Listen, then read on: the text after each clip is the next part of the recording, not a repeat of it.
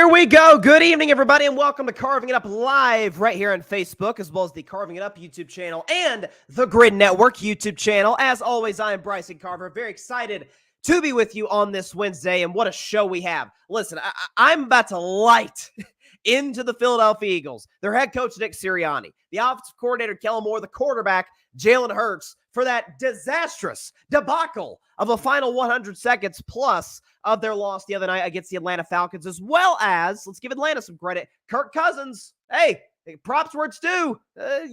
Maybe he's turning a little bit of the corner in a certain regard. Discuss that in about 12 minutes. Also, for carving up the context, I didn't really get a chance to touch on it on Monday's show. Figured it deserved its own segment today for carving up the context. Bryce Young benched after only 18 starts, I believe, to start his NFL career, and I'm livid about it. I'll discuss why in 30 minutes, half hour, 30 minutes on the show. Bryson's Best 10, as much shakeup on this segment, and I started Bryson's Best 10 a season ago, top 10 teams in the NFL every Wednesday. There has never been this much shakeup in Bryce's Best 10. A lot of new teams. A lot of teams have come way down and shot way up. Listen, I'm sure there's not going to be much surprise who number one is, but 2 through 10, anybody's guess. That in about 45 to 50 minutes at the end of today's show. Jets, Patriots, my predictions for what's a really interesting AFC East Week 3 matchup between New England and New York at the end of today's show. Very, very excited about that. Already got some comments up in here. Patrick Brown, he says he's a big Cowboys fan. Happy Wednesday, everyone. I hope you're enjoying the nice weather. It's even better. The Eagles lost Monday night for Cowboys fans on the road to misery. Losers. Losers. That is what Cowboys fans have come up with. There's the retort to Philadelphia, and it is beautiful. Patrick also as well. New article, An Uncomfortable Conversation is published, a perspective on Tua's recent concussion. More articles on deck as well. Be sure to check out Patrick's articles on the Grid's website. Does a great job. Definitely check him out. My man Jeff's in the comments. Sirianni and Big Dom, not going to like this one, but I sure as hell am. Oh, you better believe it, Jeff. But first, listen, I did not buy the Philadelphia Eagles coming into the season. I had them as around a 9-8 team and missing the playoffs entirely in the NFC. And the fact of the matter is, we're 2 games of the season. We got another 16 weeks and 15 games to go to really know for certain what this Eagles season is going to end up being. Here's what I do know for a fact, and this has nothing to do, the start of it at least, with the Philadelphia Eagles. You know, in football, it's so much like chess. Playing football is like chess, just like baseball, like other strategic games and sports. A lot of it is being 1 or 2 steps ahead of the opposition. But sometimes it doesn't have to be that complicated. Sometimes, when it comes to strategy, it can be as simple as, okay, I have an advantage. I have the upper hand over my opponent. Okay? What they want me to do. What do I think they want me to do here? I'm going to do the opposite. I'll never forget Game 6 of the 2020 World Series. I'll never forget this. Remember, that was the bubble year with the Dodgers and the Rays. I'll never forget this. Remember Blake Snell, back when he was with the Tampa Bay Rays, was just dealing, had only given up 1 hit for Tampa Bay. And he was yanked after giving up, I think, a base hit or 2 or so in the 7th inning, if I remember correctly. And Mookie Betts turns around to Dave Roberts, the manager for the Dodgers, and kind of gives him a little wink, like, oh, we got him, Dave. We've got him. And the Dodgers go on to win that game and win the World Series. Oftentimes, strategy is about what the opposition wants you to do the opposite. Think of it this way. If the Philadelphia Eagles are in a position to win this football game, they at this point in the game lead by a score of 18-15 over the Atlanta Falcons at home, mind you. Atlanta has 0 timeouts. It's a 3rd down and 3. The time in this game is minute 51. Minute 46 seconds to go in the game. Okay? 3rd down and 3. Minute 46. Falcons have no timeout. Philly's down deep into the red zone. And they throw the football. Now, some may say, well, Bryson, come on. It was a perfectly designed play. They had run that play earlier on a previous touchdown drive. It was a play fake, and Jalen threw a great pass to Saquon Barkley, who they initially ruled he scored a touchdown. He didn't. They end up running a brotherly shove, I believe, the next play, score a touchdown. Fine. Here's the issue with that. Atlanta is on the ropes. Atlanta's been stacking the box. This whole argument, well, Atlanta was stacking the box, so it was a good play call. No, it wasn't. You've been gashing them all night long. The Philadelphia Eagles, ladies and gentlemen, boys and girls, average 5 yards a carry. And so in a 3rd down and 3 in that situation, the obvious thing to do Situational football means a lot to me, folks. This is why what Philadelphia did, as much as I hate the Eagles, drove me bananas. If you run the ball on third down, worst case scenario, they're going to stop. Saquon's been killing you all drive long. That's number one. Number two, it's worst case scenario. A 4th down and 1, you're going to probably call timeout. You're going to use one of your own timeouts. There's going to be about a minute 1 second left in the game. In that spot, it's going to be a 4th down and 1.5. I highly doubt the way that Saquon had been gashing Atlanta's defense that he would have been stopped for a negative gain. Or negative loss, rather. So, with that said, 4th down and 1. What does everybody in the city of Philadelphia, Pennsylvania, and everybody watching that game on national television thinking? Here it comes, tush push. They're going to push Jalen for a 1st down, and Philly's going to win it. And that's what they likely would have done and should have done. If they get a 1st down, great, game's over. If they get stopped, okay, then Atlanta's back inside their own 5-yard line, under a minute to go, no timeouts, needing a field goal to go 60 yards for the win. Instead, this shows you how bonkers this is. They decide to throw the ball on 3rd down. Well, Saquon should have caught the ball. Sure, but Saquon should have caught a lot of balls. Folks, I saw the stat. Saquon Barkley, 16 drops in his career since 2021, leads all running backs. So respect to Saquon, and he beat himself up after this game. I cost my team. I let my team down. Listen, that's respect to Saquon, and we understand that, but this is kind of what he's done. He struggled to catch the football in many occasions. Leads all running backs in drops in the last 3 to 4 seasons, right? So with that in mind, instead, you throw the ball on 3rd down. There's the percentage chance. Sure, it should have been caught by Saquon. Totally agree. It's a great pass by Jalen. Saquon would have caught that, got a 1st down. Should have. But because he dropped it, and because there's the probability, as I just gave you with Saquon's previous numbers, that he could drop the ball, all of a sudden you, A, give Atlanta 40 free seconds that they would not have had otherwise, and B, you decide to kick the field goal on that 4th down, which is mind-boggling to me. You can pile mistake on top of mistake to the point now, folks. Remember I just said a second ago, if Philadelphia had run the ball on 3rd down, stopped on 4th down, Atlanta's got under a minute to go 60 yards to get into field goal range. In this case, they have to go 70 yards, 10 yards more with 40 more seconds. It is inexcusable by Nick Sirianni. It's a disastrous play call by a guy that I've been very, very critical of. I feel like I've been one of the only folks who have done this in Kellen Moore. The fact that he decided to go with the play that's going to lead his guy out of bounds, his momentum carrying away from the line of scrimmage, away from the football, momentum carrying out of bounds. The reason that's a problem, it's a one-read play. If Jalen Hurts, if Saquon in any event, say the Falcons read that perfectly.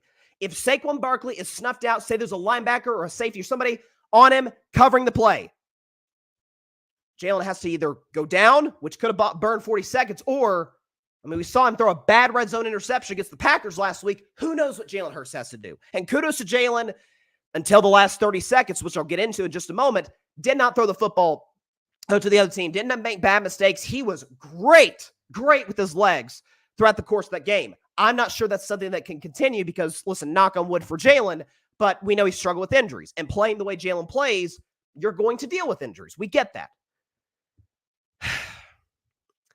They throw the ball, give the ball back to Kirk Cousins against a defense that is objectively terrible in Philadelphia going back to last season. And Atlanta, folks, that looked easy.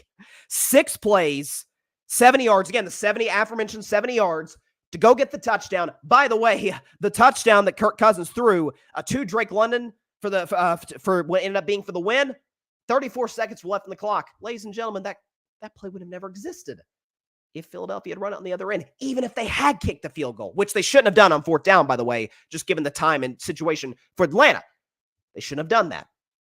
Gave Atlanta the 40 seconds to get the touchdown.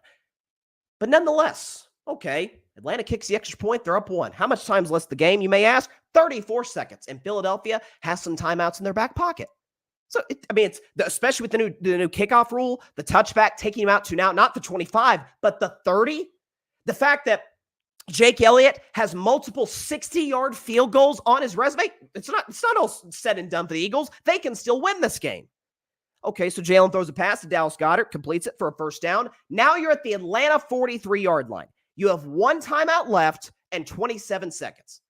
At the 43, what do you have to get for Jake Elliott? To give him a shot, 15 yards. To give him a good shot, 20 to 23 yards. Which, I mean, would have been a very makeable field goal given Jake Elliott's history. Kickers this year, by and large, have been great from 50 yards out. It's been unbelievable to watch. The kickers this year have been outstanding. Instead, Jalen, who, again, decision-making have been great all night, and I've questioned Jalen's decision-making, but he reverted back to his old bad traits and threw a pass to a deep ball to the left side into double coverage for what ended up being the game-ending interception. Jalen, it's first down, 27 seconds left, and a timeout at your own 43. You don't need to try a deep shot down the field. If it were like a fourth down or something and nothing's open, you just throw something up, hope there's a pass interference. Okay, fine. We understand that. It was a poor throw by Jalen. It was a poor decision by Jalen. And Philadelphia, this is not credit away from Atlanta. I'll get into the Falcons in a few minutes. Props to them. But this does not happen to go back to what I said. And we're about to show you some stats on the Eagles that are disturbing. Is the fact that in that spot, third down, minute 40 plus to go, other team has no timeouts. You run it, worst case scenario. And by the way, again, you run the football because the fact that Saquon has been, and your offensive line, your great offensive line, has been destroying Atlanta's front seven, has been mauling them, be able to create holes for Saquon to get 3 yards, 5 yards, kind of gash that defense, right? Worst case, you got a fourth down with a minute to go, and you're going to go for it. You're probably going to run the push Jalen for a first down. Even if you don't get it, Atlanta has the ball inside their own 5 with no timeouts left to go 10 yards, only 10 yards shorter than what ended up happening, where they had to go 10 more yards further with 40 extra seconds. It is, by the analytics, by clock management, by feel of the game and how it had been progressing to that point, it is inexcusable on every single front. By a Nick Sirianni coach team that, if you go back to last season, has not been good in these situations. All stats provided by StatMuse. All graphics provided by Alfred Parsar Jr. Here you go. When leading in the final 2 minutes, this is going back to week 15 last year. Big sample size. Record when leading in the final 2 minutes. The Philadelphia Eagles are 2-3. They win 40% of their games since week 15 last year when leading in the final 2 minutes. The rest of the league is 90-11. So for translation, folks, that means that every other team not named the Philadelphia Eagles, if they're up in the final 2 minutes, they've got about an 89% chance to win. Philadelphia has a 40% chance to win. Ladies and gentlemen, that is coaching. It is why I said at the end of last year, when Philadelphia was the worst team in football from week 13 on to the end of the year, on to that playoff loss to Tampa Bay. They were the worst team in football along with the Carolina Panthers. And it's progressed to this year. We can show you the numbers going back to week 13 last year. Worst records in the league. Panthers are the worst. Jaguars are tied with the Panthers. Commanders 1-6. Philadelphia Eagles, including the playoff loss to Tampa, are 2-7 since week 13 of last season. They've won 2 of their last 9 games. They're in a class with the Panthers, with the Jaguars, who have played poorly the last season and a half. Half season rather. Commanders, we know they're rebuilding, and the rebuilding Broncos and Tennessee Titans. It's a poorly coached team. And I mean, I saw after the game, Nick Sirianni didn't even speak to the team after the game. He's like, yeah, Jalen, you take it. And Jalen, respect him. I think Jalen's an excellent leader. I'd like Jalen to be a little bit more vocal, but I don't want to ask somebody to do something that's not them, that's not authentic to them. But when you're in a situation, yes, Jalen cost him at the end, and I ridiculed him for that. But the coach and the offensive coordinator cost his team a victory. The coach has to know my defense is not consistent in the last 2 minutes of games, and the fact we've been crushing them all game at the run game.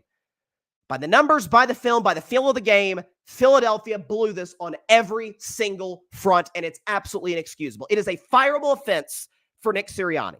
Full stop. This is not a good coach. It's a really talented roster, but we've seen, Philadelphia Eagles fans, y'all remember, what was it, the Dream Team, I think, in 2011? There was high expectations and all this, and they had a bad season, missed the playoffs. They may have went 7-9 or something. I mean, this team this season, I think, is going to kind of remind y'all a lot of that. Absolutely. I may sound like I'm overblowing this, It is as inexcusable a loss as I've ever seen in my life watching a football game. It's that bad. So, I mean, just disastrous for the Philadelphia Eagles. Disastrous on every front. Let's see what we got. I feel like I was about to blow a gasket there, but I'll get to the comments. I hate bad situational football. It drives me insane. It's one of the reasons I love college football. I love college football. That it's why I prefer the NFL more, because coaches tend to be much better in terms of late game situational, clock management, game management, all of that than college. They just are. That's why most college coaches, with the exception of, Jimmy Johnson, Jim Harbaugh, guys like that, tend to not work in the NFL. And I mean, that's as bad as it gets. Patrick Moore, referring to Kellen Moore, arrived right on cue. Very predictable. No question about that. Let's see what we got. Grady, my man Grady, what's up, my man? He says, first of all, hello, Bryson. Going to do a better job of tuning in to you, my good friend. I appreciate that, Grady. Listen, you don't have to prove yourself by, watch the show. Listen, Grady's a great guy. He's been supporting the show for years, and he's a dear friend of mine, so shout out to him. He says, here's why I would say the Eagles, who are 1-1. The sky isn't falling. Let's see how they bounce back. Agreed. I'm not saying this means that they're going to miss the playoffs. I think they're going to miss the playoffs. I do. But if you're going to turn around the bad, I mean, we saw the articles. I covered it on my show where, was it Jeremy Fowler? I think it was Jeremy Fowler on ESPN, and him and somebody else, I forget who it was, I apologize, but wrote the piece about Philadelphia where it was very obvious that there's a friction, there's a disconnect between the coach and the quarterback. And again, folks were like, well, Brady and Belichick weren't friends, but they had deep respect for the other's football intellect. Like Tom and Bill, maybe up until that last season when it kind of, came apart in 2019. Other than that, I don't think Tom Brady or Bill Belichick were ever like, man, this guy didn't know what the heck he's doing. He's got no clue. And it's seriously thought about that. I think Philadelphia with Hurts and Sirianni do. More on Hurts in terms of what he thinks about his coach. Because listen, we remember in that Super Bowl against the Chiefs, when Nick Sirianni was challenging a play against the Chiefs and Sirianni, the guy in his 40s, is out here, first down, baby. And the quarterback, who's 24, 25 years old, who, in theory, by the numbers should be, I guess, more immature, is like, coach, put your arm down, bro. What are you doing? They're very different types of dudes. And listen, I have my questions about Jalen, but I think he can be. I mean, we saw when he was with Shane Steichen, the guy almost won the league MVP if he hadn't gotten hurt. With good coach, again, Hurts is one of those guys who's more reliant on coaching than natural ability. We know he can run the football, but he's a very inconsistent thrower of the football. He needs great coaching, and Philadelphia simply does not have that. His head coach or his offensive coordinator, they don't have it. And by the way, how good of a game is this? Philadelphia at New Orleans next week. That's it. That's in New Orleans, by the way. The Saints right now are 2.5-point favorites. We'll see if that line moves throughout the week. That is a really interesting game. Really interesting game. Okay. I don't know if I agree with this, Grady, but I see where you're coming from. He says, I'll say this. If they can't get their stuff together this year, Bill Belichick is the perfect fit for Philadelphia. So I don't think he'd be the perfect fit, because to me, there's a big question on Belichick. There's a big question on him. Is he going to go into Philadelphia and want to control things? Because that's Howie Roseman. Howie Roseman controls everything in the Eagles front office. Looks like we're dealing with some connection issues. Hopefully we can get back going the right way. Howie Roseman controls Philadelphia's personnel.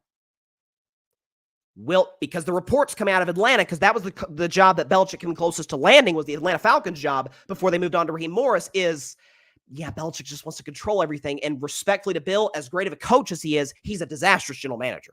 I mean, look at his last 7 drafts in New England. They were, miss after miss. His last draft in New England, it was 2 guards and a kicker. It was like, what are you doing?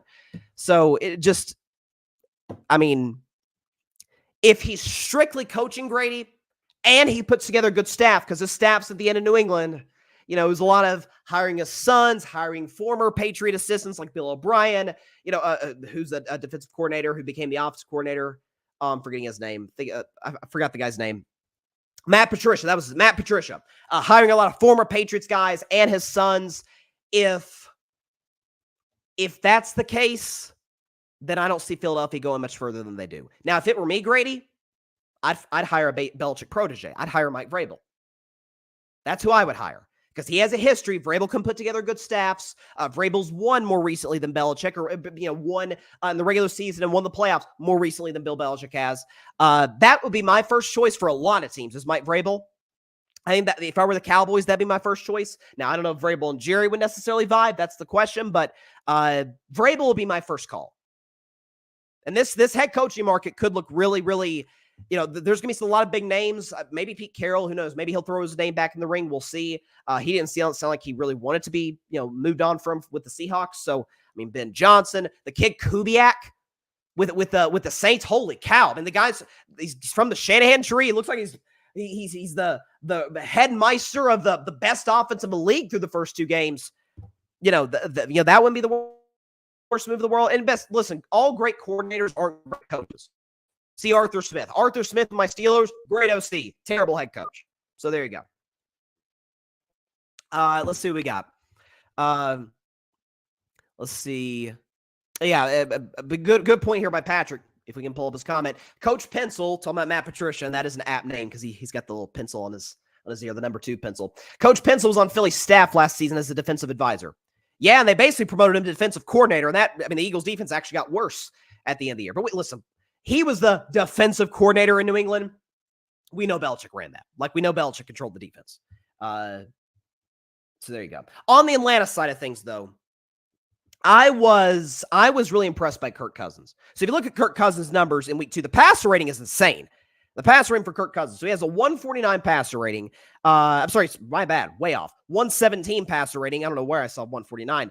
20 of 29, good completion percentage, 241, 2 touchdowns. QBR 0 to 100 of 75. Did not turn the football over in this game.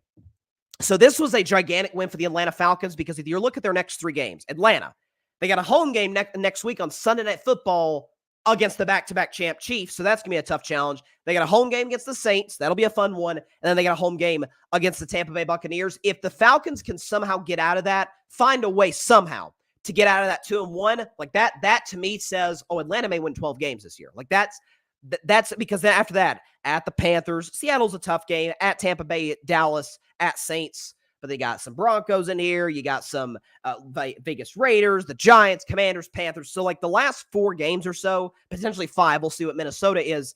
Like, that's where Atlanta's going to do the bulk of their damage this regular season. It's just kind of surviving this week 3 to, week 14 stretch of the season, week 13, 14 stretch of the season. Here's why I was impressed by Kirk Cousins. So, the big knock on Kirk, or one of the big knocks, has been, okay, not only does the guy not win in primetime, the guy didn't win on Monday Night Football. Well, he's won his last 2 games on Monday Night Football. Go back to last year. Remember that game was probably the best game Kirk played all last season. It was actually the game that until Kirk Cousins went down, I think the very next week, folks were like, hey, is Kirk Cousins like a sneaky MVP candidate? Remember, we played the San Francisco 49ers. That's when the Niners, they come off a loss to Cleveland, but the Niners were riding high. Folks like myself still believe they were the best team in the league at that point. And Kirk, with no Justin Jefferson, absolutely cooked their defense. I remember watching that game. I'm like, golly. And that was like the big Jordan Addison come out to play game. I'm like, there's no Justin Jefferson, best receiver in the game. Minnesota's had an odd first part of the season. Niners are riding high, and you cooked them. Now, it ended up being a close game because the Niners offense, were doing what they were supposed to do to keep it close. But that was a big win for Kirk. And then last night, defense gave him a shot. Now, again, some of this is Philadelphia has a bad defense going back to last season. But Kirk diced up this defense. And by the way, as well, for the first time, Dalvin Cook was really good in Minnesota, but for the first time, I feel like Kirk has not just a running game, but maybe a top 3 running back in the National Football League in Bijan Robinson. So Bijan Robinson, you look at what he did the other night. The numbers aren't staggering. 14 carries for 97. Now he averaged almost 7 yards a carry. This kid, he's in year 2. He's the first part of his second year in the NFL. We understand that. What he can do running the football is like there's certain things you can't teach. He has a shiftiness to him. He's very good at getting in between the tackles. It's very hard to bring down, a lot of yards after contact. This is what I liked about this Atlanta Falcons team. And listen, this NFC South appears to be, we're only 2 games in, but maybe a lot better than we thought it'd be. The Panthers, or I'll get to Bryce Young in a second, but the Panthers. Tampa Bay, they haven't slowed down. Baker's still balling. Baker, touchdown maker. The Saints look like nobody can stop them. They've scored, I think, on every single drive this season. And they got Atlanta, who's, I think, got the best roster in that division and arguably a top 5 roster in the league when you talk about a proven guy in Kirk who looked far more comfortable against Philadelphia than he did against Pittsburgh. And again, a lot of that is Pittsburgh. I may sound like a biased Steelers fan, but it's just the truth. Pittsburgh has a way better defense than Philadelphia does.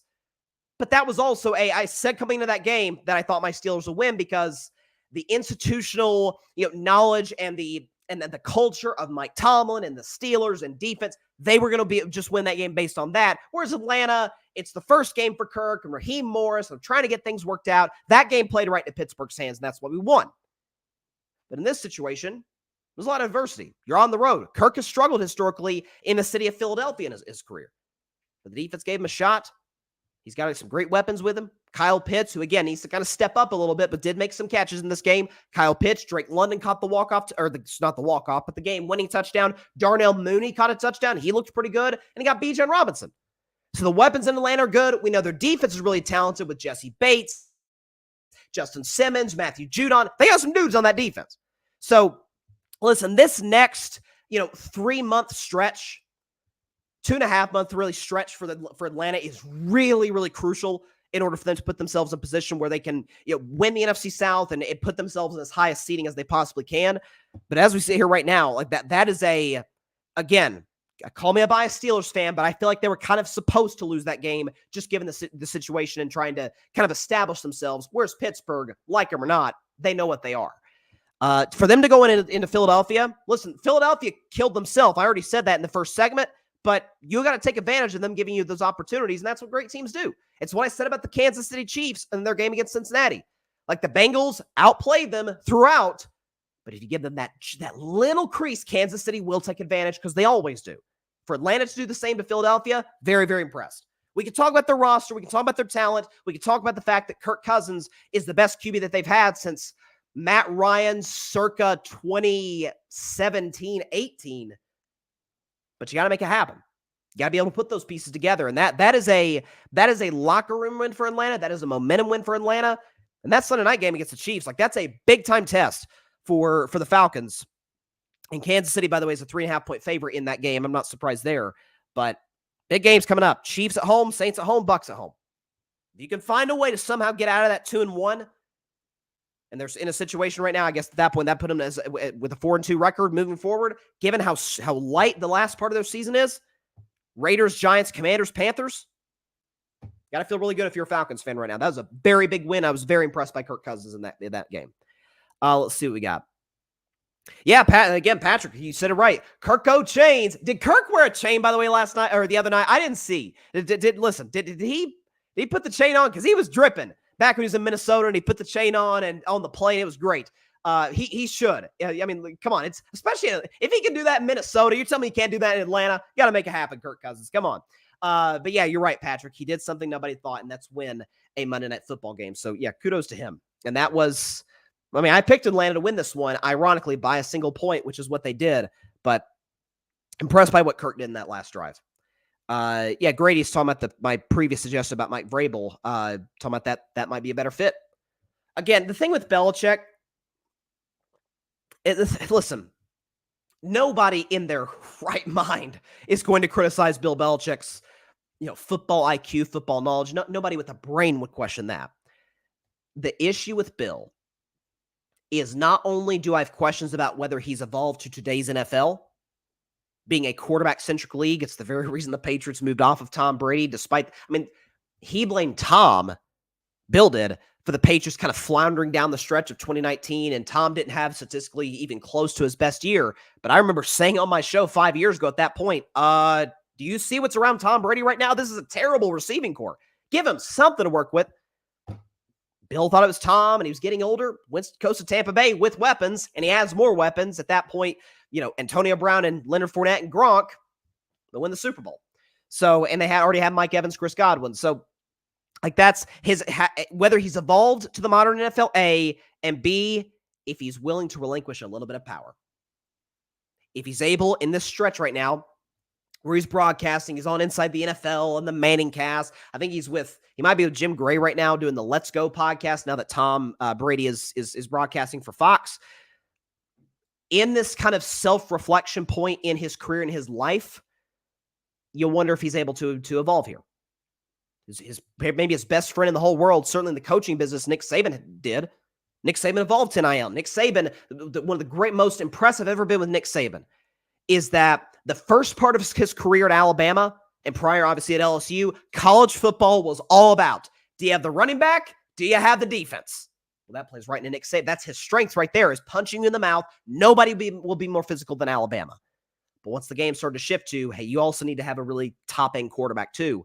He's like, okay, I'll do that. I'll go get Jalen Hurts and Tua and Mac Jones, and I'll go get Bryce Young. Like, being able to adjust and adapt to the modern NFL, that's the question. Again, we don't have evidence to say Belichick has done that before, but he's got a year off. You know, he's got some time to again, self-reflect, and if he's able to do that, then yeah, I think he'd be a great fit with Philadelphia or whoever needs him, and being able to put together a great staff. That's going to be the question as well for Belichick and his future destination. Grady, Sam Darnold may be the second coming of Case Keenum for the Vikings. There are similarities, although I do think Darnold, from a pure arms talent standpoint, is more talented than Case. But listen, well, it's funny you mentioned Sam Darnold, Grady, because I'm actually about to get into him sort of in my next segment. But we'll be back in a minute, carving up the context right after the break.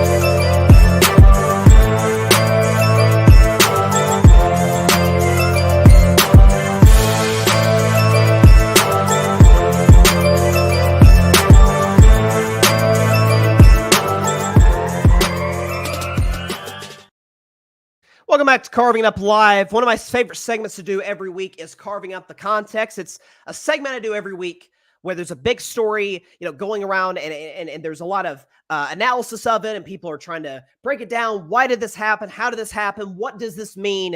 And I try and look a little bit deeper than surface level. That's why we call it Carving Up the Context. We should get a shovel. Maybe use a prop. Get a shovel. We're carving, or not a shovel. We need to get maybe a wood carver in studio to carve up. You get the picture. Carving Up the Context starts right now as the head coach of the Colorado Buffaloes, primetime Deion Sanders says, "Give me my theme music."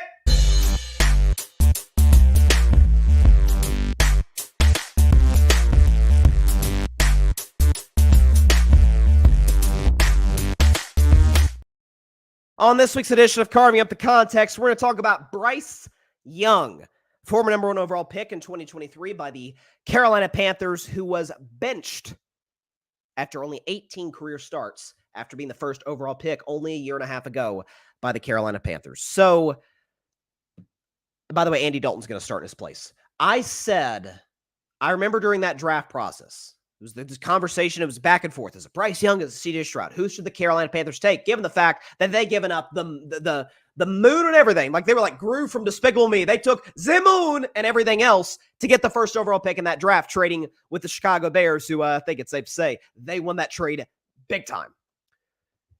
Is the fact who they go? Stroud, Bryce, what do we do here? And I remember saying at that time, I thought they should go Stroud. I thought Stroud was the best prospect. I thought my man Hendon Hooker, who ended up going to Detroit, and I promise he will show up once Goff is moved on from. And I like Jared Goff, by the way. Hendon Hooker will be the guy. That's number 2. Number 3 will be Bryce Young. Bryce Young will be the 3rd best prospect in this upcoming draft. And there were size concerns. We know that. We've seen that in the 2 games this season and 16 a season ago with the Panthers. There was some physical limitations that the Panthers were going to have to work around and build around. More on that in just a second. There were limitations to Bryce. But I thought at Alabama, he saw the field well. He moved well. He was deadly accurate, and we understand accurate in college, accurate in the NFL. Those are two different things. I mean, Tim Tebow's completion percentage, I don't think it was that bad in college at Florida. In the NFL, it was like barely 50%. So it's a different game almost when you go to the next level. We understand that. And I never thought Bryce was this special all-world talent that some folks perceived him to be when he did go number one to the Carolina Panthers. Here's the issue. This is organizational malpractice by the Carolina Panthers with Bryce Young. When you take, and this, it's a mistake a lot of franchises make. None have done so more than Carolina has, and here's why. When you draft a guy, it doesn't even have to be number one, but when you draft a guy in the top 10, the first round of the draft, that first year, in most cases, again, the Bears to me were the exception because of a trade. We'll see what happens with Caleb this year. By and large, if you get the first pick of the draft or top 5 pick, you probably weren't a very good football team. You needed a quarterback. If you take him that first year, the roster kind of is what it is. You work with what you got, whatever coach you have, whatever the case may be. You see what you got in Bryce Young. You see what he's able to give you. And last year, it wasn't much. Bryce Young, it was 2-14, a 2-14 record. His first year in the league, 11 touchdowns, 10 picks, had a passer rating below average of 73, only 2,877 passing yards. Didn't even complete 60% of his passes. He wasn't that very good. He had a couple wins here and there. I think they actually beat C.J. Stroud and the Texans, ironically, last year in one of their 2 wins, Bryce Young's first career victory in the NFL. But there were some moments here. They're like, okay, I like what I'm seeing from Bryce. I remember there was a game they almost beat the darn Packers when Green Bay went on that streak to get into the playoffs as the 7th seed in the NFC. Like, there were little moments you're like, okay, there's something there. But by and large, it wasn't very good. And the first 2 games of this year has been nothing short of an unmitigated mess. 0 touchdowns, 3 interceptions, completed 55% of his throws, and his passer rating, this is hard to believe, is 44 through the first 2 games. Now, of course, a lot of that is on Bryce. But when you take a guy high in the draft, it is an organizational responsibility. If you're investing that much into this guy to start his career, especially giving up what you gave up for him in that trade with Chicago, it is your organizational duty to put the talent around him to be the guy. To make 100% sure, is he the guy? Now, what do we know about the Carolina Panthers? What do we know, if you take Bryce Young out of the picture, what do we know the Panthers' biggest weakness coming out of last season? Like, there was a lot of weaknesses. The roster wasn't very good. What was their biggest issue? They can't protect anybody. Like, I'm not sure Mahomes could have had a great season last year with the Carolina Panthers. Heck, he barely did. I shouldn't say barely, but Mahomes' regular season numbers with the Chiefs weren't exactly eye-popping last year. I don't think Mahomes would have been that good with the Panthers a season ago, given the roster that they had. So Bryce Young doesn't stand a chance. So the offensive line isn't very good. So what do the Carolina Panthers do in this year's draft? What do they decide to do with their picks? They go receiver, Xavier Leggetti. Okay, you help Bryce Young, give him a guy on the outside. Jonathan Brooks out of Texas. Okay, that's not an O lineman. Then they go linebacker, tight end, corner, defensive tackle, linebacker throughout the rest of that 2024 draft. You have the smallest quarterback in the league. The Panthers receiving core, it's not going to blow anybody's socks off. It's Xavier Leggetti. They got the kid at LSU last year in the draft, Adam Thielen. They got some guys who can, under the right scheme, who can separate on an occasional basis. It don't mean jack if you can't protect Bryce Young. It's the fact that you give up all this for Bryce. See what you got in year 1. Put the talent around him in year 2. Well, Bryson, come on. Some of this has got to fall on Bryce Young. Yes. But a case can be made that it could have easily fallen on 2 other former Carolina Panthers quarterbacks who, as we see here today, are 2-0. Their teams are respectively both 2-0. Can we see what Baker Mayfield and Sam Darnold did with the Carolina Panthers combined? Let's show their numbers right here. 22 touchdowns. This is Baker and Darnold with the Panthers combined. 22 touchdowns, 19 interceptions, 58% completion, 79 passer rating, and they had a record of 9-14. Keep in mind, the Panthers actually had some okay players at that point in 2021 and 2022. They were like 7-8 win teams. They were fine.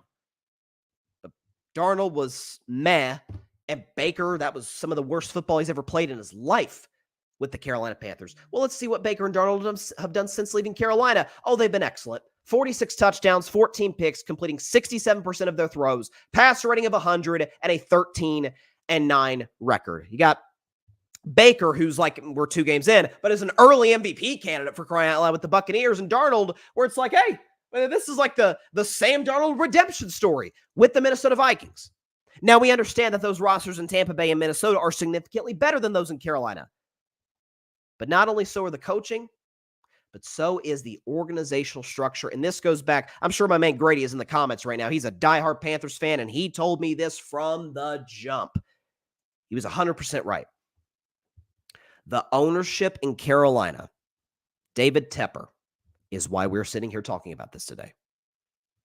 David Tepper, since taking over the Carolina Panthers after the Richardson situation scandal, we understand what that happened with that, has run this organization into the ground in epic fashion and has the audacity.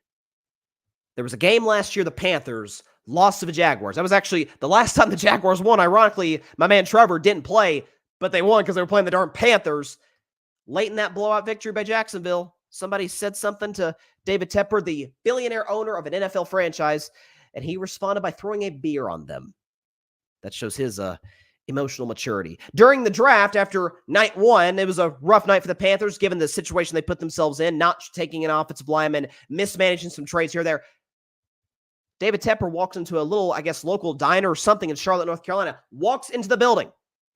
There's a Carolina Panthers fan wearing a cap, a baseball cap, basically kind of criticizing, or not criticizing him, but the fact that outside of the little diner was a little chalkboard sign, whatever, that said, I think it was like, let the GMs draft or something like that, or let the fans draft. Basically, David Tepper, we don't want you making the picks, because all reports out of Carolina say that he and his wife have all say over the draft picks in Charlotte.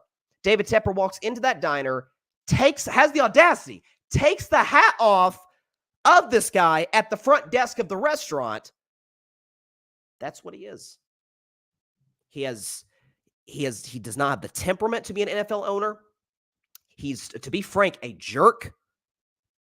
His football decision-making folk. Bryce Young has had 3 head coaches in 18 games. So every 6th game, on average, every 6th game, Bryce Young is a new coach. That's unacceptable. It is, again, I'm not saying Bryce Young can be a generational talent. I'm not saying that at all, but I don't think he's that bad. I refuse to believe that the guy at Alabama who won a Heisman Trophy and was excellent in his second year there as a starter with the Crimson Tide, I refuse to believe that guy all of a sudden, odd coincidence, just so happened to go to the worst managed NFL team with the worst roster, and oh, shocker, he's not very good. I think Bryce Young can be somewhere in that low-end starter, high-end backup, like the Gardner Minshew category, to the okay starter, like best case. Like if he hit his ceiling, I think he'd be Tua. Like Bryce Young is not leading you to any championships. We understand that. He's not this bad. Darnold wasn't this bad. Darnold was with the Panthers. He's excellent with the Vikings.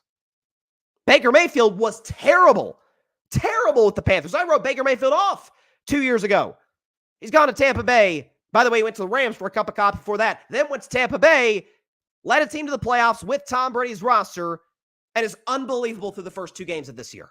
Maybe, just maybe, it has something to do with the fact that David Tepper does not know how to pick talent, because he shouldn't be picking talent. He's the owner. If I get on Jerry Jones, who, by the way, I've criticized Jerry. Jerry's much better at this than Tepper is.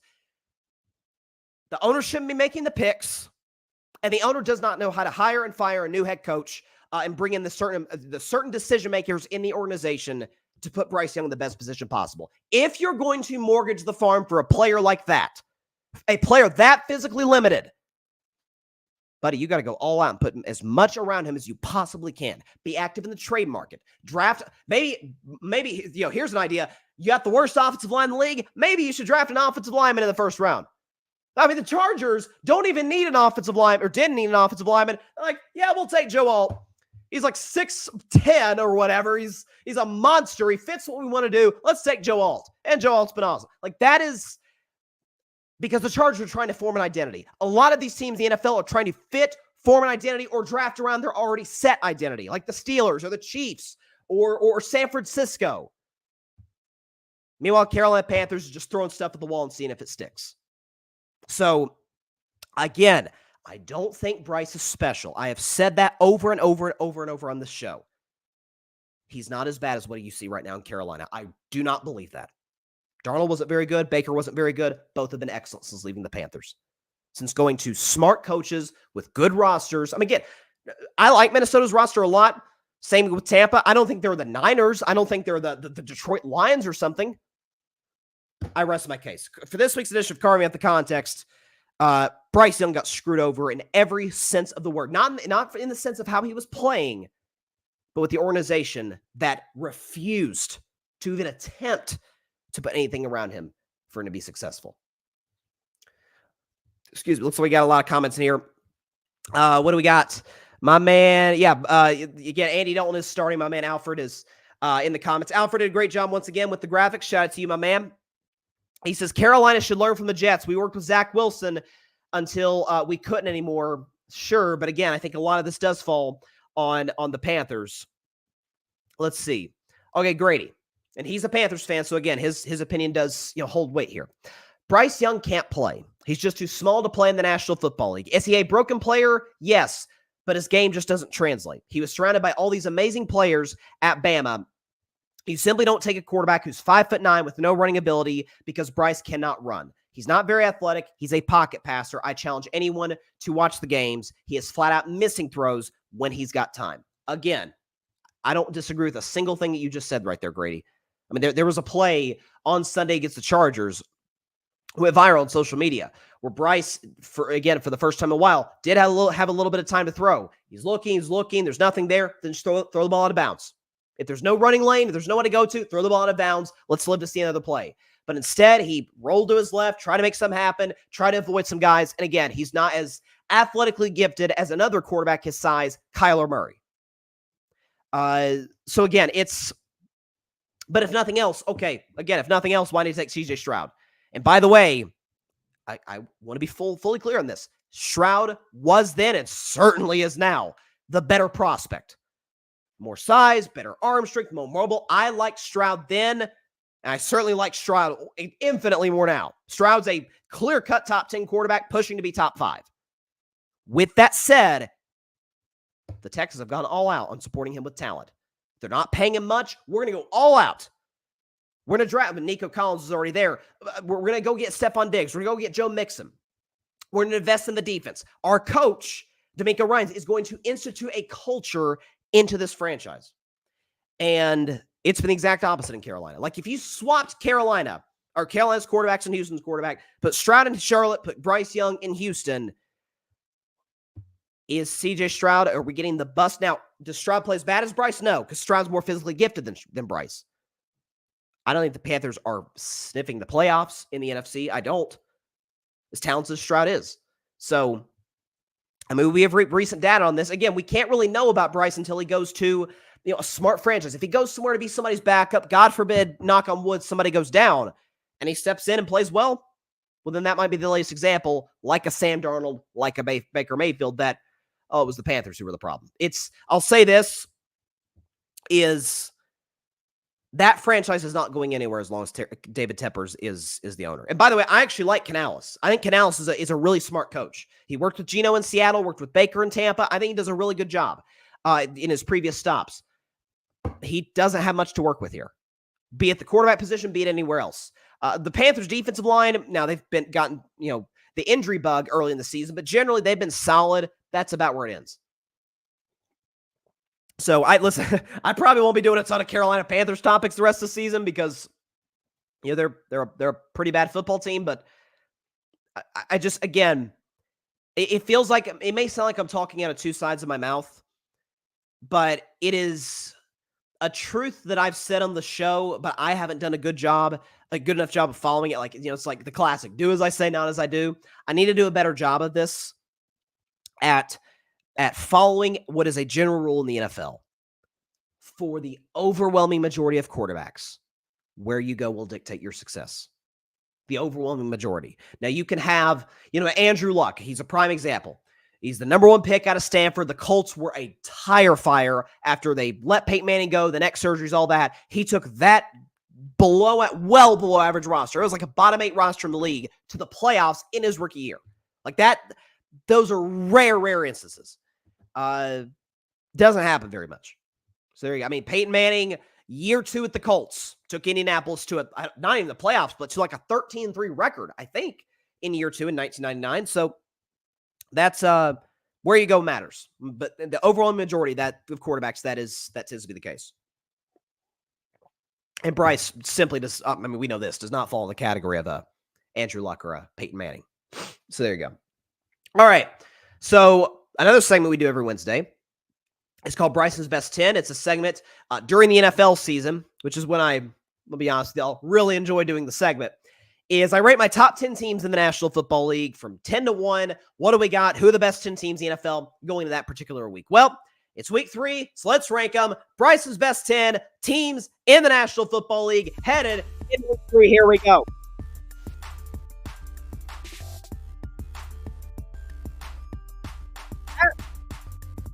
Number 10, the 10th best team in the National Football League. Welcome to the list, the Tampa Bay Buccaneers. The Bucs are the 10th best team in the National Football League, and here is why. Baker Mayfield has been balling over the first 2 games of the season. So 4 touchdowns in week 1 against the Commanders, a touchdown through the air and on the ground, including a career-high 11-yard rushing touchdown on the road against the Detroit Lions. By the way, in that game against the Lions, holding that very explosive Detroit offense to 16 points at home. That is very difficult to do. The Lions are almost never held in the teens in their own home building. Todd Bowles, we know, is an excellent defensive coach. Did a solid job. He's probably the best coach the Jets have had in years. If you look back at recent history, Baker's been successful there. Again, I talked about him in the previous segment. This new change of scenery. He's got a great rapport with Chris Godwin. That works. We know what Mike Evans is, what he brings to the table.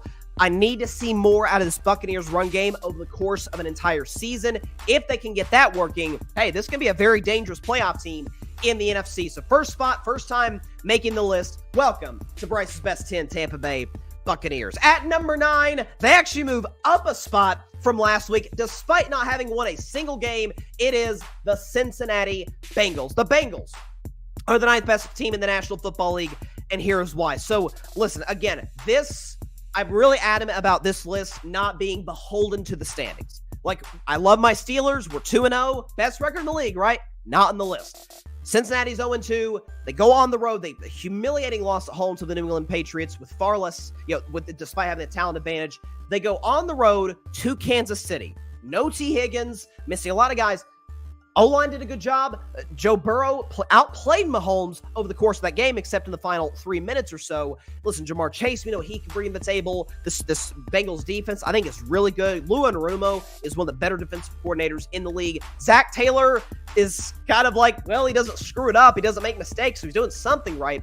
Listen, to go on the road, they match up well against the Kansas City Chiefs. I think they're going to turn their season around this coming Monday night against the Commanders and get things going. Cincinnati has a lot of winnable games on the stretch. Being a last-place team, isn't that unbelievable? Bengals going to be fine this year. They got the second-best QB in the game. Once they get T. Higgins back, that'll be as explosive an offense as there is in the NFL. And listen, thank God my Steelers have built 2 games of an edge over the Bengals, because they may run us down. Very good chance, chance they will, to win the AFC North. The Bengals, despite the loss, I still buy them as the 9th best team in the National Football League. At number 8, making their debut on Bryce's Best 10, welcome Atlanta Falcons. The Falcons are the 8th best team in the National Football League, and here is why. So Atlanta, over the course of their first 2 games, only giving up about 15 points per game. Do the quick math. I believe about 19 points per game on this new NFL season. It's a team that can really do some damage on the offensive side of the ball. Again, Kirk Cousins in that first game against my Steelers, right? Like I said, that was an institutional win by my Steelers. It was very much, again, we know the culture, who Mike Tomlin is, the offensive game plan, Arthur Smith, revenge game against his old team, knowing their personnel. Kirk Cousins, albeit against a bad Eagles defense, was able to kind of get his feet set, feel out the situation, what he wanted to do. Atlanta's offensive line has looked outstanding, particularly last week against Philadelphia. Drake London made the catch for the game winner against the Eagles. He looks really good. Kyle Pitts, I need to see a little bit more from him. I think he can be a really good third down red zone target by Kirk. And Bijan Robinson, Lord have mercy, the NFL may be in for a monster with the Atlanta Falcons. By the way, Tyler Algier, really good number 2 back. Could be the number 1 on most teams. Atlanta's got a great O-line, really talented offense, a lot of great weapons. I like what Raheem Morris has done with the defensive side of the ball, adding Matthew Judon, who got a sack against Jalen Hurts. Lots to like about this Falcons team. I'm not totally sure if I buy them to go like on a deep playoff run, but it's undeniable what they have in their roster right now. The Falcons are the 8th best team in the National Football League in their same division, and also making their debut for the first time ever on Bryce's Best 10. Welcome, New Orleans Saints. The Saints are the 7th best team in the National Football League, and here's why. So, I mean, it's hard for me not to put a team. Listen, they smoked Carolina. Newsflash. A lot of teams going to do that this year. But to go on the road to Dallas, a team that had won 16 straight regular season home games in a row dating back to 2 seasons ago, to go in their building and absolutely punch them in the throat for 60 minutes straight. Alvin Kamara, 10 touchdowns over the course of the last 2 seasons. He had 4 in this game alone. 4 touchdowns from my man Alvin Kamara. Go Vols. Olave's really talented. That kid Shaheed can freaking fly, offensively. Derek Carr almost had a perfect pass rating against the Cowboys in Arlington. If not for that interception, he may have. Listen, this is a very well-coached team on the offensive side of the ball with Gary Kubiak's son. Is it Clint Kubiak? I think is his name. Kubiak. Very, very smart guy from the Shanahan tree. I mean, look, the Saints have, I think they've scored in their first 10 drives of the season. It's pretty unbelievable what they've done, over the course of this first part of the season. Defensively, to be able to hold CeeDee Lamb in check with no Marshawn Lattimore, I get some of that is that Dallas's receiving core after CD isn't very good, but still very impressed with what they did on the defensive side. Dennis Allen, I still don't buy him as a head coach in the NFL. I do buy him as a defensive mind in this league, and I certainly buy Kubiak as a smart offensive mind. Son of a coach from the Shanahan tree. It works very, very well.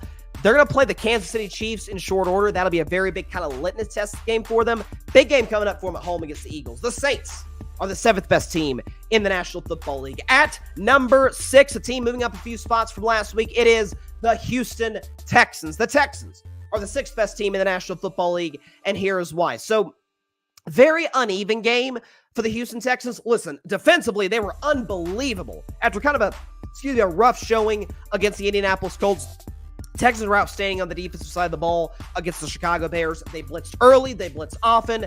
Got to Caleb Williams on a consistent basis. They did a good job of kind of holding DJ Moore in check. Offensively, the first part of that game, I'm like, man, Houston could have put up a 30-burger here with Stroud and Nico Collins, bullying guys and bounce off like a bowling pin in the end zone. CJ Stroud making unbelievable plays outside the pocket with his arm, with his legs. Joe Mixon really talented. Stephon Diggs. I would have liked to see a little bit more, and some of this, by the way, may have been that Chicago has a really, really good defense, which I believe they do. I need to see a little bit more of a complete game by Houston. I didn't like that red zone turnover. Had they not, committed that and scored that touchdown to put up 26, maybe I would have had the Texans higher on this list. But there's not much not to like about this team. Great quarterback, great coach, excellent roster, very young roster, very talented team. The Texans are the 6th best team in the National Football League. Moving in the top 5, moving up a spot from last week. At number 5, it is the Buffalo Bills. The Bills are the 5th best team in the National Football League, and here's why. Josh Allen, that's self-explanatory. He is unbelievable with the ball in his hands. Only 1 turnover in the first 2 games of the season, and that's big because we know Josh, from time to time, whether it's mechanics, whether it's just plain bad decision-making, to kind of get out of his element and say, hey, let's try something, and it's like, Josh, what are you doing? Cut that out. He's really good. James Cook is a star in this league. He's not a superstar. We got to see a little bit more from him. Part of the reason I like the Bills above, every team that in that division more than most people is because they found an identity. They found their running game with an excellent young OC in Joe Brady. Offensive line in Buffalo is the best Josh Allen has ever had. And defensively, I mean, listen, they had a great second half against the Cardinals. And in this game, albeit it was the Tua concussion game, but holding a very explosive Dolphins offense to 10 points in Miami. So, listen, this is a Bills team that's got some momentum from the second half or really the last quarter of last season. Love what they bring to the table. Sean McDermott, for all of his faults, does a good job with that defense despite some of the missing, big names that we've seen from them in the last few years. If Buffalo can continue to run the football like this with those really talented tight ends, they run a lot of 12 personnel. Buffalo can make some noise in the AFC. Like, this is Folks may not view this as their best chance to dethrone the Chiefs. I think it may be, just because they finally have a running game.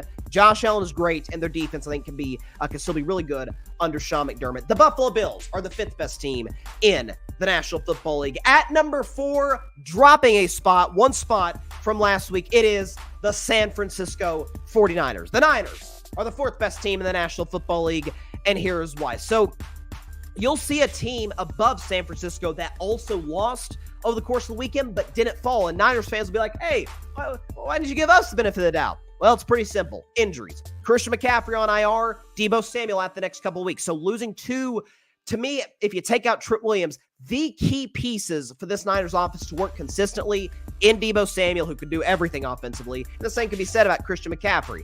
George Kittle dealt with an injury last week against the Vikings. Hopefully, knock on wood, that's not going to be something that flares up in the future. It's still a really talented roster. I read a report today saying that Talanoa Hufanga, who's one of my favorite players in the NFL, has a chance to come back. That's huge. He's a difference maker on that side of the ball. If he would have been healthy for that Super Bowl against the Chiefs, maybe they win that game in Vegas back in February. It's an ultra-talented roster. Kyle Shanahan, Brock Purdy didn't have a very good day in Minnesota at all. Everybody deserves their bad game. I need to see, I talked about this, if Brock Purdy can continue to ball out without a less than perfect offense, essentially, in terms of skill position, guys, hey, then I'm in on Brock. And listen, y'all know I love Kyle Shanahan.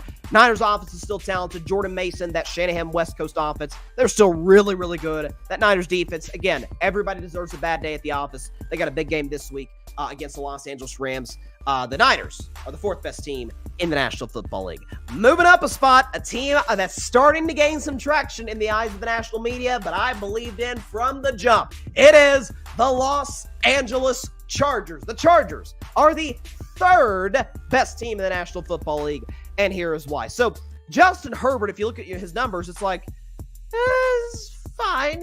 Pass ring's pretty good, but not that many yards. Herbert. But he hasn't had to.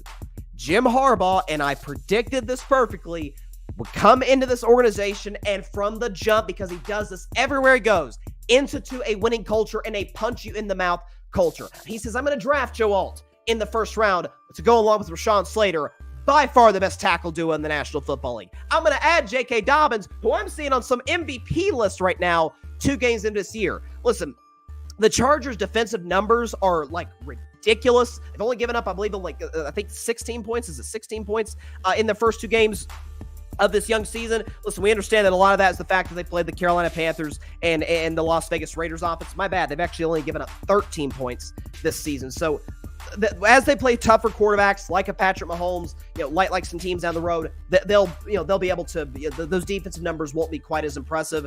I'm sorry, there's not much I don't love about this team. Talented defense, Derwin James, Bosa, Mack, well coached with Harbaugh, good offensive coordinator Greg Norman, Justin Herbert. By the way, Quentin Johnston. We've been worrying, okay, who's Herbert's number 1 guy? Well, they get Ladd McConkey from Georgia, talented young guy. Quentin Johnston, who I loved out of the draft 2 years ago, but was starting to kind of look like a bust. All of a sudden, again, it's Carolina, so that's got to factor in as well. He looked pretty good.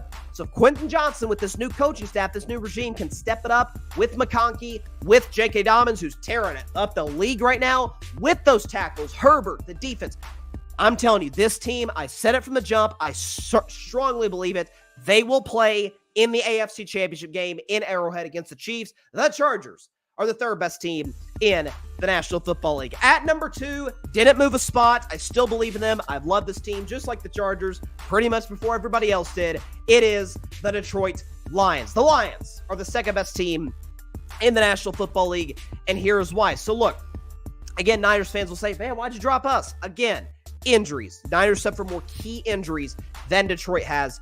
Again, everybody deserves a bad day at the office. First of all, they played a Buccaneers team that's pretty good. They're 10th on my list. Baker Mayfield's been outstanding the first 2 games of this year. But it's the simple fact of this, and we know Detroit's biggest weakness is if Jared Goff does not have time to throw the football, if he's facing pressure, he's a below-average quarterback. When he's not facing pressure with the best offensive line in the league, in my estimation, he's deadly. Okay, you've got Amon-Ra St. Brown, who is practicing this week. Looks like he's going to be ready to go. Jamison Williams, Montgomery, and Jahmyr Gibbs, and Laporta, who, again, I still believe this, Laporta at the end of the season will be regarded as the best tight end in the NFL, even over Kelsey and Kittle. And Detroit's defense, I mean, look, they held a Rams team that did, for a time, have a healthy Puka Nacua and Cooper Kupp to 20. Then they held, a Tampa Bay offense who's got some really talented pieces to 20. If Detroit can be an above-average offense, which I believe they'll be because Aiden Hutchinson is a monster, and they address that defense a lot in the draft and in free agency. If they can shore that unit up, my biggest one for the Detroit Lions is, hey, can they score points? I think they'll be fine. The Detroit Lions are the second best team in the National Football League. Again, third straight week, anticlimactic. At number 1, it is the Kansas City Chiefs. The Chiefs are the best team in the National Football League, and here is why. So, in a game against Cincinnati, who I have at number 9 in this list, I think the Bengals are going to be really, really good. Yes, you're at home, but you're playing a Bengals team in which you commit not 1, not 2, but 3 turnovers. In a game where Patrick Mahomes, 151 passing yards, that's the lowest he's ever thrown for in a game that he played from start to finish. In a game where Travis Kelce, folks, had a single catch for 5 yards. In a game in which Joe Burrow, with no name guys outside of Jamar Chase, was playing really well, was cashing in the red zone against this Kansas City defense. All of those things combined, the fact that the Chiefs had a penalty, contrary to popular belief, that obvious calls actually go against the Chiefs, just like they go for the Chiefs, believe it or not, on a 4th down and 6, it doesn't matter because they got the best quarterback in the world, best coach in the world. They're amazing situationally, and to cap it off, to win the game, they got the best clutch kicker in the NFL in Harrison Butker. This defense is still unbelievable with Chris Jones, with McDuffie, with those young talented DBs, Carl Optis. I mean, they got some really, really talented guys on that defense. I think it's pretty obvious. The Kansas City Chiefs are the best team in the National Football League. Let's go up and show up this little chart here, just to show 1 to 10. So from 10 to 1, I've got the Buccaneers, Bengals, Falcons, Saints, Texans, Bills, 49ers, Chargers, Lions, and at number 1, again, we're reigning back-to-back champion, Kansas City Chiefs. See what we got. Grady's got a question, go back to the Carolina thing. Bryson, here's another thing. When we fired Ron Rivera back in 2019, why are you going to fire the best coach in franchise history in the middle of the season? Doesn't even have the decency to let him finish the year. You're 100% right in that, Grady. I forgot about that. But yeah, middle of 2019, Carolina wasn't playing very well. And Ron Rivera, who had, I think, is he the winningest head coach in Panthers history? I think he is, over John Fox. Didn't let him finish the season. I mean, he got you to a Super Bowl. You have 3 straight playoff appearances from 2013 to 15, 4 out of 5 years if you extend it to 2017. It is, it's pretty excusable on the part of David Tepper and the Panthers, but that's kind of what they do. By the way, I meant to include this and I forgot. On Bryson's best 10 when I was talking about the Chargers, and there's not much I don't love about this team. Is that with Jim Harbaugh? Did y'all see the quote from Jim Harbaugh today? Like, it's so good. Okay, he's talking about his assistant coaches and how much he believes in them. And this line, this is a Kendrick Lamar. This is a Jay-Z line, actually. I feel like Jay-Z should have written this.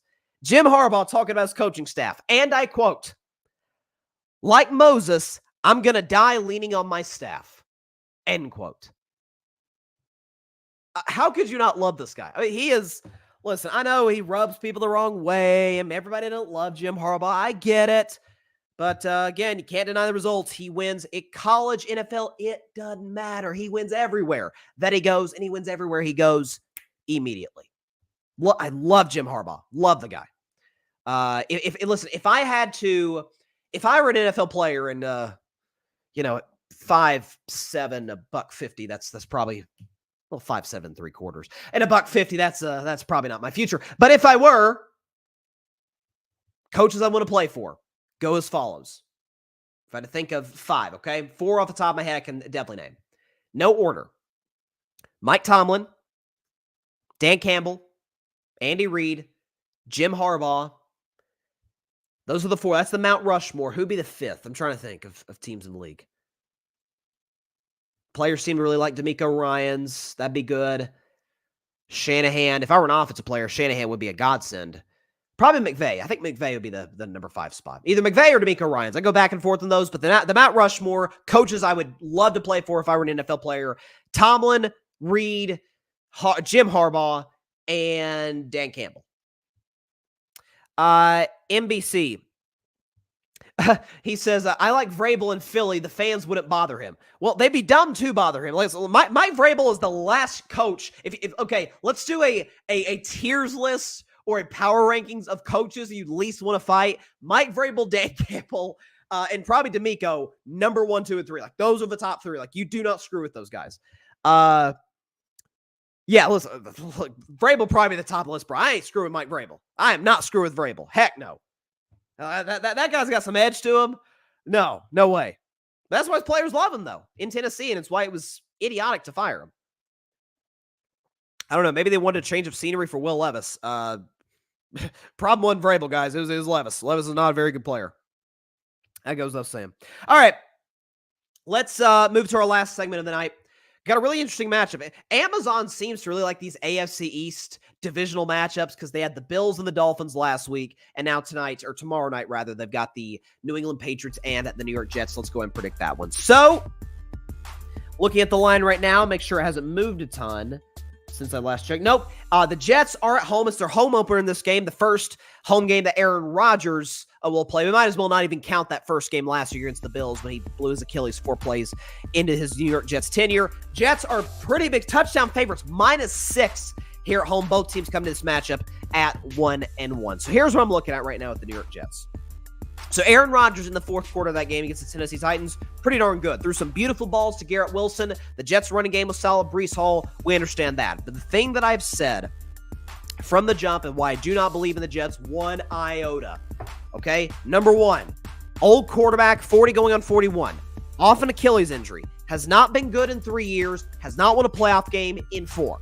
That's number 1. Number 2, Nathaniel Hackett, look at his history going back to Buffalo, Jacksonville, Denver, now with the Jets, is the single worst offensive coordinator in professional football. That's number 2. Number 3, folks, I keep trying to tell y'all, this Jets defense is really good, certainly above average.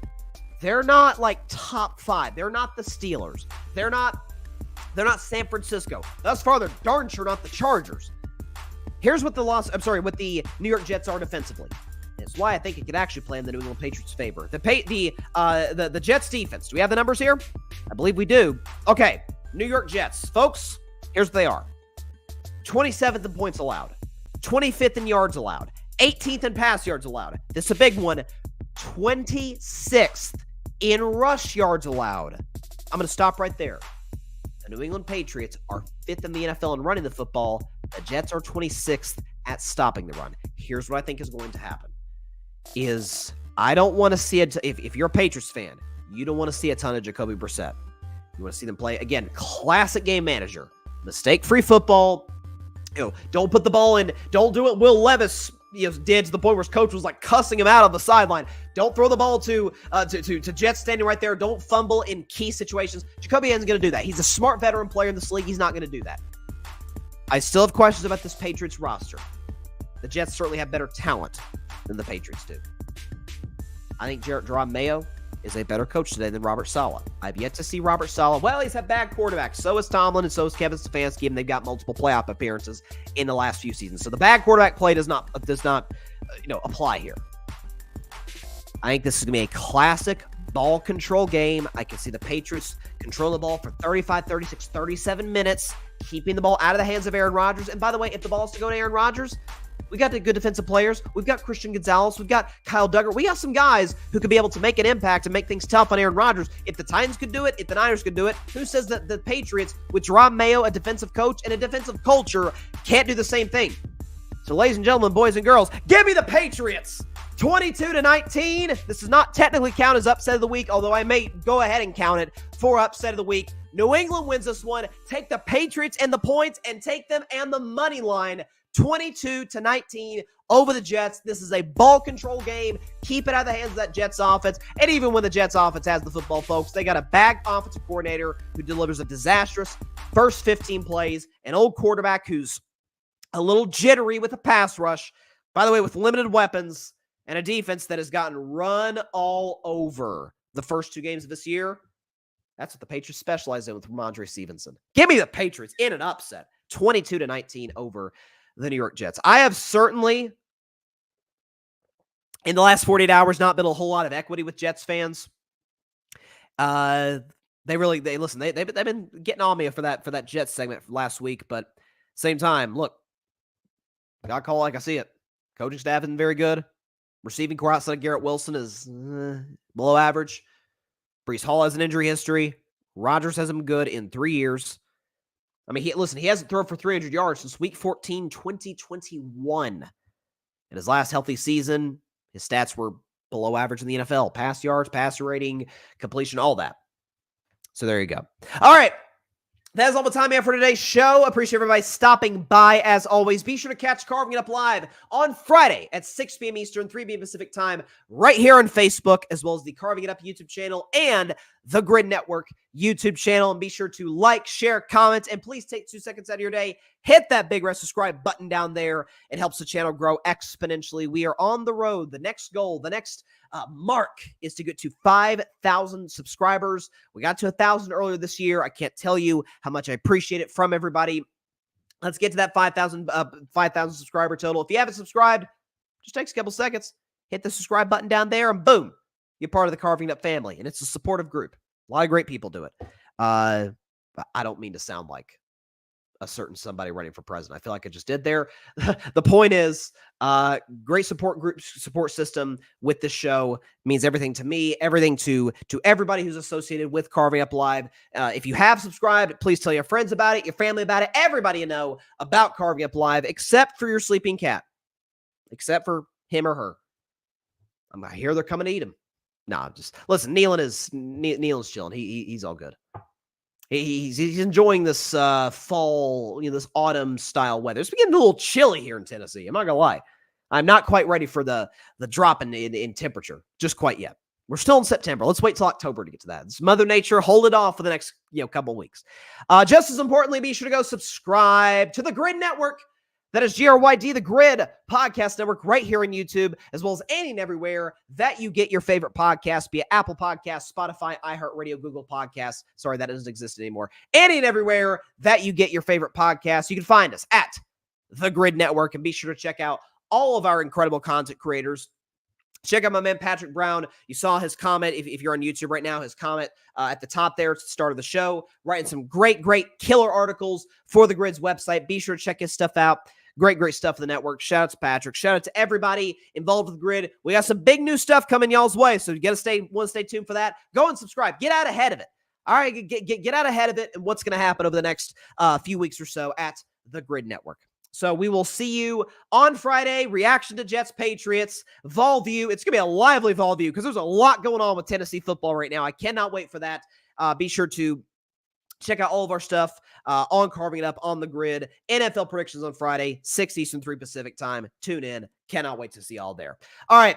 Please be sure to stay safe out there. Please be sure to take care of your physical as well as your mental health. And please be sure to contact your local state representatives and senators to demand change for gun violence in America. Doesn't matter where you lean, right, left, center. This is an issue that affects every single one of us on a day-to-day basis. And no matter what anybody tries to tell you, it's not a problem. There's only one solution to the problem. Both are BS. Both are not true. It's a huge problem that deserves and requires a number of nuanced solutions to it. And this being an election year, if anybody on either side doesn't show any sort of sense of urgency to address this issue, either vote their butt out of office or vote against them in this upcoming election this November, because we have got to get this solved and save a lot of our lives here in this beautiful country. All right. I'll see y'all on Friday. A lot of football coming up. This is the greatest time of year for a sports fan. See you then. God bless y'all. Peace out. I mean, seriously, what were you doing, Philly? What were you doing at the end there? Thanks so much for watching the show on YouTube, and be sure to go click that big red subscribe button and check out the other clips and full shows from Carving It Up Live, as well as our other incredible content creators here on the Grid Network.